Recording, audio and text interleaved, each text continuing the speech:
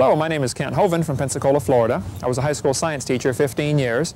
I now travel the country and speak on the subject of creation, evolution, and dinosaurs. But for this tape you're about to see, this is one of my miscellaneous tapes in my section on how to make money. The real motive behind this tape is to teach students to get busy and get to work for the Lord and use their life for things that will be meaningful in eternity's sake. We hope you'll enjoy this tape. If you'd like a list of our other materials, you can call or write. We'll put our name and address on the screen. We'd be glad to send you those. We hope you enjoy this now. Thank you for joining us.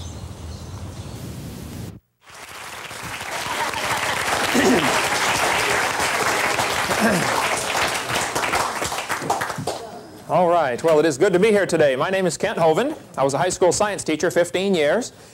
And I now travel the country and speak on creation, evolution, and dinosaurs about 700 times a year. I do a lot of debates at universities. All my stuff is hands-on. You're welcome to play with all my dinosaurs. But today we're going to cover a little different subject. I need to warn you about a couple of them now. This one is my Blondosaurus. So be sure to talk to her kind of slow, if you would, okay? All right. And it's... Flip that on, would you please? It's great to have all you students here from Rocky Bayou Christian School. This is one of the first schools I spoke to. I guess it's been almost 5 years ago, brother. Great when I first got started doing this, first in full-time evangelism, and it's a joy to have you here. But today I want to cover a little bit different subject, not on creation evolution so much. We've got videotapes, and I've spoken at your school a couple of times on that subject. How many of you go to a church where I have been to your church to speak on creation, evolution, and dinosaurs? Okay, great. How many go to a church where I have not been there yet?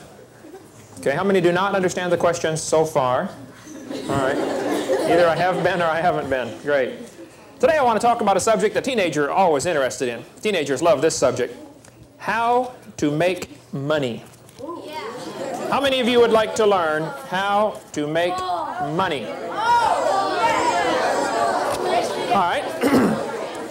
Well, if you will pay very close attention for the next few minutes, I can give you some advice that will make you a fortune. And when we get done telling you how to make money, I'm going to tell you how to spend money. You say, I already know how to do that. Well, I think you might be surprised on how to spend money. That's really as important, if not more important, than how to make money. If you want to make money, and I have been a school teacher 15 years, which means every summer I was unemployed. You teachers will know what I'm talking about. You got to scrounge around and find your own work. So how do you make money? How do you provide for your family? Basically, you're going to get paid according to what type of worker you are. If you're a good worker, you're going to make more money.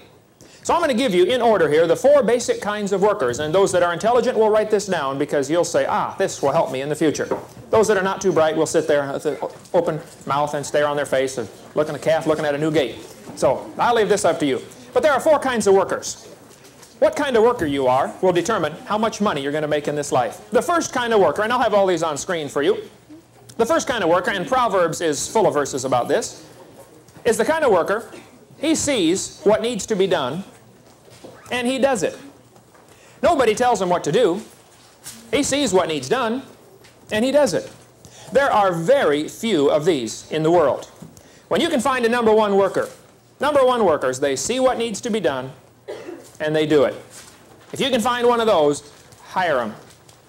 I've had very few of those work for me in the course of time. I've hired I'm sure I've hired over 1,000 high school and college people to work for me since I've been doing construction work on the side, teaching school every year, and then over the summer doing construction. I've hired hundreds and hundreds, and probably well over 1,000 high school and college students to work for me. I look for number one workers.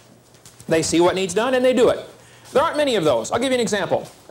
Brother Don, are the cans still out there? Would you bring those to me, please? Every one of you got off the bus and walked in. I had some things planted just to see if we had any number one workers in the crowd. Out by the pole, there was a Coke can smashed flat.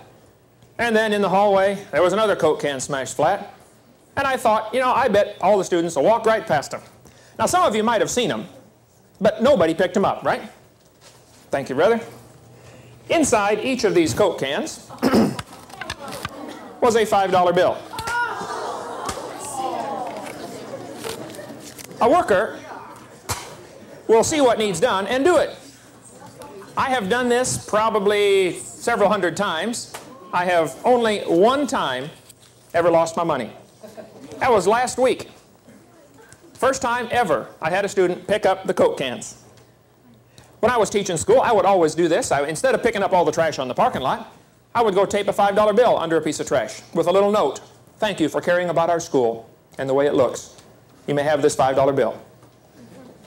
Pretty soon the students learn, hey, look for trash on the parking lot. See, most people see what needs done, but they don't do it. Hey, somebody ought to pick that up. Yep, somebody should have picked that up, shouldn't they? You never know what's going to be in there. Example, number one workers would see something, they say, hey, that's not right, and they fix it automatically. Another thing we did before you all came in this room, we messed up every single songbook. None of the songbooks are in there straight. Ah, yeah. Now, when you sat down in your seat, there's no money in them. Not that I put in there. When you sat down in your seat, some of you didn't even notice. Hey, the songbook's not straight.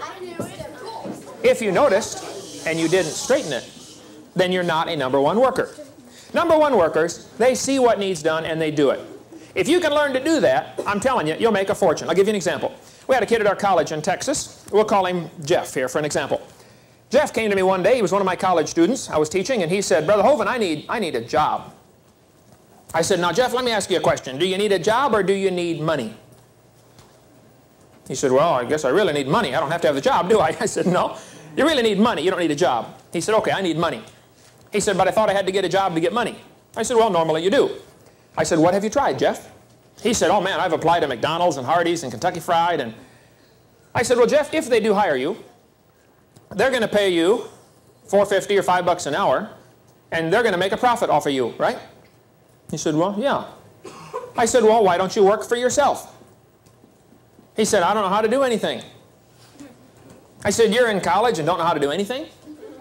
He said, well, I can play Pac-Man pretty good, but I said, well, nobody's going to pay you to play Pac-Man or change channels on the remote. You know, boy, you're really good at that. I said, surely, Jeff, you know how to do something. He said, no, Brother Hovind, I don't have any talents at all. I can't work on cars. I can't build houses. I can't do much of anything. I said, well, Jeff, come on. Let me give you an example. Can you clean out gutters? Jeff, are you smart enough to put the ladder up against the house, climb up, clean the leaves out of the gutters, and throw them in a bag? Think you can handle that, Jeff? He said, yeah, I believe I can handle that. I said, all right. Why don't you today start Jeff's gutter cleaning service? You're going to have your own corporation. You're going to be the president and executive vice president and the whole thing. You are the company. I said, I will loan you my ladder for 3 days. After 3 days, you're going to have to rent it off of me if you still want to borrow it, because I do not like loaning out tools. I'll rent it to you for $10 a day, because I don't want to rent it to you, okay? But for 3 days, you can have it free. Here's what I want you to do, Jeff. Put my ladder on the roof of your car. Tie it down, please. Then get a roll of garbage bags and drive down to a neighborhood that has gutters on the houses. It's very important. If you're going to clean out gutters, they have to have a gutter to clean out, okay? Drive down, find the neighborhood that has gutters, and you can tell sometimes from the street the gutter needs cleaned out, especially if there's leaves hanging out of it or if there's little trees growing in it. Then you know it's been a while since it's been cleaned out. I said, go up and knock on the door and say, hello, sir, ma'am. My name is Jeff. I'm putting myself through college. I noticed your gutters need cleaned out. I will clean out your gutters for $10. Do not walk up to the door and say, hello, ma'am. My name's Jeff. I'm putting myself through college. Do you have any jobs you need done around here? They will not be able to think of any jobs that need done. But if you saw the job that needed done, and you suggested it to them, and you named a price, in one sentence you got it all done. My name's Jeff. I noticed your gutters need cleaned out. I'll clean out your gutters for $10. I said, Jeff, I'm telling you, it'll work. 3 days later, Jeff did not come borrow my ladder. We were in a big church, about 2,000 people, so I didn't get to see him all the time. And I saw Jeff a few weeks later, and I said, hey, Jeff, how's it going? He said, oh, going great. I said, are you still looking for a job? He said, I don't have time to look for a job. I said, why not? He said, don't you remember I started my own company? I said, oh, yeah, that's right. How's it going? He said, Brother Hovind, you wouldn't believe it. He said, I am making $150 a day cleaning out gutters. I was visiting my parents' house one time up in Peoria, Illinois, in Groveland actually, outside of Peoria. I heard a knock on the door. My mom went to answer the door. This college student standing there had a bucket in his hand with a roll of paper towels in it and a squeegee. He said, "Hello, ma'am. My name is Tim. I'm putting myself through college. I noticed your windows need cleaned on the house. I will clean out your windows. I will clean off your windows. Don't clean them out. I'll wash your windows for $20, inside and out." My mom said, "You're hired." Just like that. Nobody likes to clean windows. Tim went over to the sink, filled up the bucket with water, put in a few drops of Shackley Basic H, and took the squeegee. He washed the windows, squeegeed them off, got about 90% of the water off with the squeegee, and then used the paper towels to do the corners and keep the squeegee clean. He probably only used 5 or 6 squares of paper towel on the whole house. Some of you could use a whole roll on one window, right? Well, he did a really good job. He was done in 45 minutes. My mom handed him 20 bucks, and he's walking across the front yard. I went out and met him. I said, "Tim, can I talk to you for a second?" He said, "Sure." I said, "Look, I hire lots of high school and college kids to work for me, and I try to teach them how to get self-motivated, how to make money on their own." I said, "Tell me, Tim, if I could be so bold as to ask, how long you been doing this, and how much money do you make at it?" He said, "Oh, I've been doing it every summer, putting myself through college." He said, "I don't like to work during the school year. I just work in the summer, and I make about $5,000 in the summer cleaning windows, and then I can study it during the rest of the school year." Now, if you worked real hard at McDonald's all summer long, you might make 1,500 bucks. But he made 5,000 working for himself. He's a #1 worker. He sees what needs done, and he does it. Look, if you just learn, that's an attitude, a philosophy of life. Some of you can walk in the house. The dishes are running over in the sink. They're piled up 18 feet high. There are none left in the cupboard. You don't even notice. The garbage is running over on the floor. The grass is 7 feet high. The dirt is 4 inches thick on the car. I didn't see it. That's precisely my point. A couple of students at Maranatha Baptist Bible College, I've spoken up there a couple times, great school in Wisconsin. They were doing an experiment. They went in the cafeteria, sat down in the cafeteria, and dropped some paper on the floor, and sat there and watched it to see who would pick it up. Every student in the college, almost every student that came for lunch that day, came in, got their tray, and walked right past the paper and went and sat down. Dr. Winiger, the president of the college, walked in, got his tray, started walking, automatically bent down, picked it up, stuck it in his pocket, and kept on walking. You say, well, he picked it up because he's the president of the college. No. He's the president of the college because he picked it up. Big difference. You want to be the boss? You better learn to see what needs done and do it without being told. That's the first kind of worker. They will make all kinds of money. Look, if you became a #1 worker and you hired in at McDonald's, let's say you already work at McDonald's. I picked that as an example. And you're a #1 worker. The boss says, "Would you make some French fries?" "Oh, sure, boss." And you fry the fries. And then you're done. So you look around and you notice the napkin rack is empty. So without being told, you go get the napkins and fill the napkin rack. Then you notice the straws are about gone, so you go fill the straw rack. And then you notice the counters are dirty, so you wipe off the counters. And you notice the cups are about gone in the cup rack, so you go get some more cups and fill it up. If you would learn to spot what needs done and do it without being told, within 6 months, you'll be the assistant manager at that McDonald's. Within 3 years, you will own it. My neighbor in Texas owned 3 McDonald's. He made $30,000 a month off of each one. And you want to work for them for $4 an hour? Have at it. They're making a fortune off of you. And it's fine. Somebody's got to make money, but that's the #1 worker. Man, I wish the world had more of those. And it not only applies to making money, this applies to seeing what needs done for the Lord's work.